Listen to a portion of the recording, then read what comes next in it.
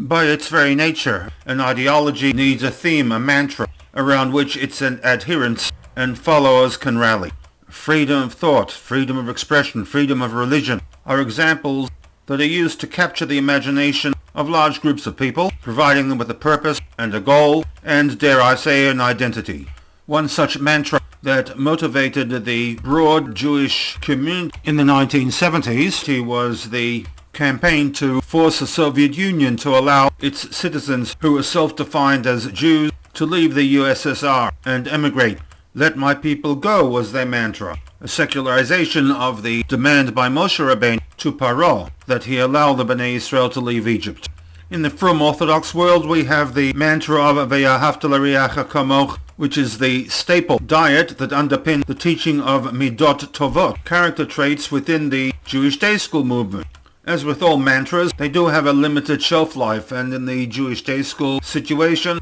barring a few exceptions, the mitzvah of Ve'ahavta l'reacha kamocha joins another key principle that exists in name only. I'm here referring to the belief in Biat HaMashiach, talked about from the pulpits, but with very little carryover into the real world. One area, however, where Vayikra 19:18 is alive and well, and for that matter is in the forefront of the Frum communities, is the Kiruv movement, a relatively recent innovation dating back to the mid-1960s, one that ostensibly is motivated by the obligation to love a fellow Jew and hence bring them back to a life of Torah observance. In every SICHAH, the Rebbe not only analyzes the text from the standpoint of Pshuto Shel Mikra and the three other levels of Torah systems of Remez, Drush, and Sod, there is also the application of these Torah interpretations as they are to be implemented and incorporated into the day-to-day lives of his Hasidim. The concluding paragraphs of the SICHAH to Parshat Kedoshim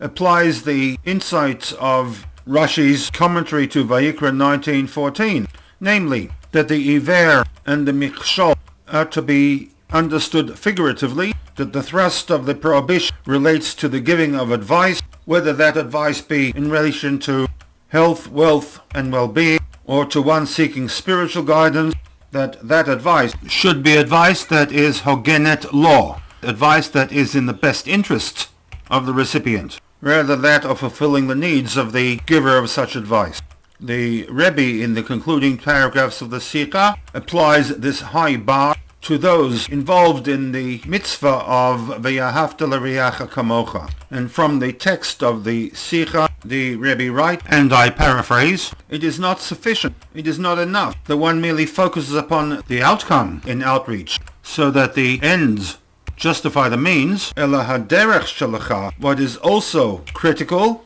is the way one goes about this kiruv activity. The goal and the intent that underpin the advice is also a crucial factor. That when you undertake the giving of advice and guidance, one must extract the self from the equation, belachshov ach v'rak al matzava shel hazulat, focusing instead upon the needs and concerns of the recipient, and thereby lo yitarvu b'kach negiot pniyot, etc. One's self-interests